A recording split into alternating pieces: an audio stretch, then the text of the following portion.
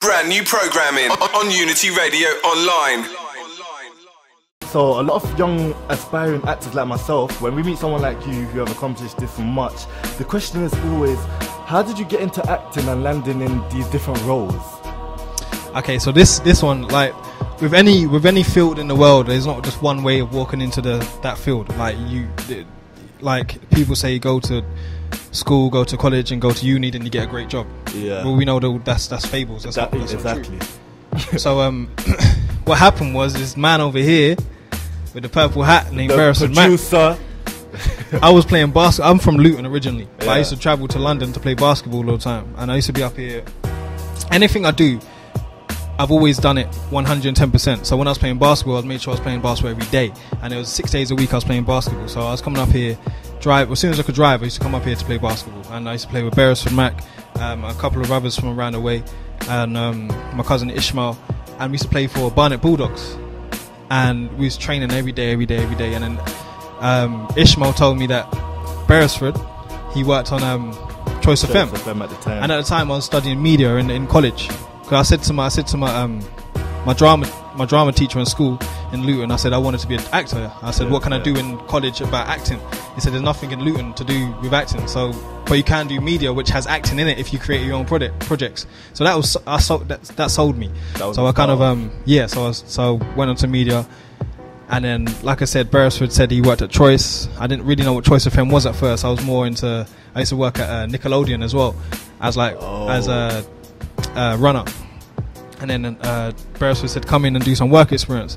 I didn't really know what to expect at first, because we didn't really get, it's not like now where you can get DAB and you can get radio on your TV and all that everywhere. At the time, like I really didn't know what Choice FM was, and my first was it Saturday or Sunday? It was a Saturday, and Beresford brought me in there, and he said to this lady called who was it? It wasn't Patience. It was it's Angie Lamar, but who was her producer?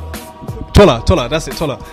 And Tola said, okay, can you just sit down here and could you write these questions out for this quiz? I'm thinking, I got me in here wearing questions out for a quiz.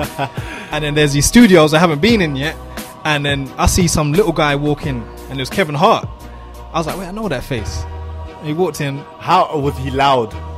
He just walked with it. He just walked like he was somebody, you know what I'm saying? But he wasn't walking like he was somebody, and he was snobbish. He was walking like he was somebody just with personality.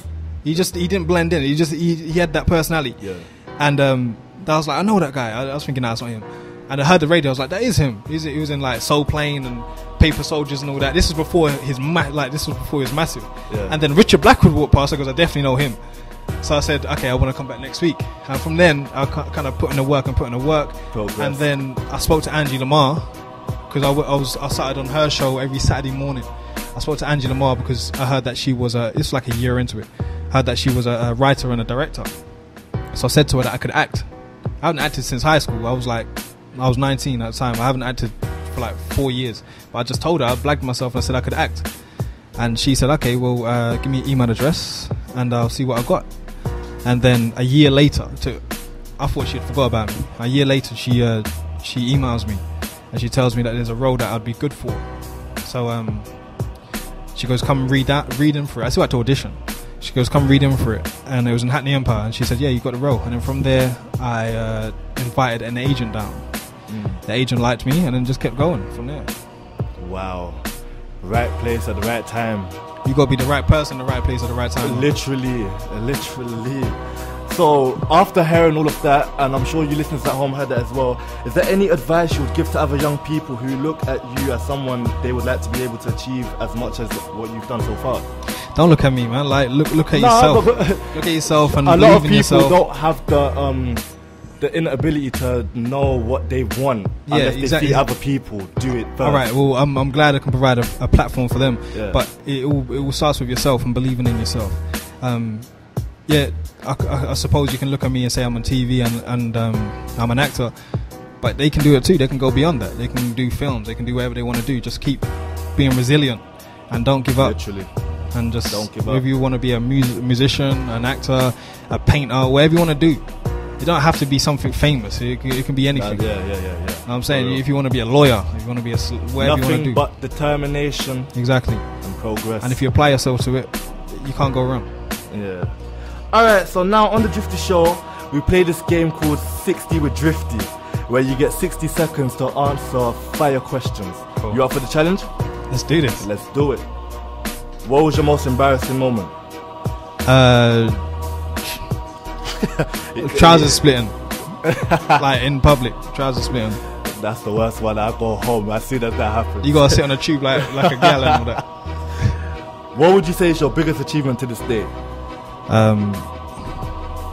It would be gaining the role of Sonny.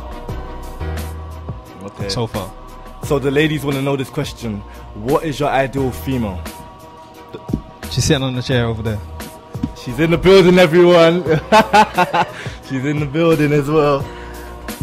So what's your most favorite place to take your woman out on a date? Spontaneity. You can't just say that's where guys mess up. You can't just keep. You can't just say it like gotta be spontaneous. Good answer. Good answer. A different country. Abroad. A holiday. So how similar are you to your character, Detective Sergeant Sonny in Hollyoaks? Or is there any similarities? For one, well, there is. We both got a brother who passed away. I had a brother who passed away. Oh, I'm sorry to hear that. Actually, that's it. Because leave it there. That's it. All right. It's a bit of a sensitive subject. We talk about police today. Yeah, for real. So describe yourself in 5 words. How would you sum yourself up? 5 words. 5 words only. Never blending in ever. Wait a second. Wait. Never blending in what? Ever. He cheated, but you know what? Yeah, we're gonna take that answer anyway. Alright. So how would your friends view you? Loyal. World changer. Big up McKellamine. There you heard it here first on the Drifty Show on Unity Radio Online. And thanks for coming through, man. That's alright. Thank you. Keep doing your thing. Thank you so much. Right now we're going to get into more music on the way from the hottest artists right now. So stay tuned. You're listening to the Drifty Show on Unity Radio Online. Brand new programming on Unity Radio Online.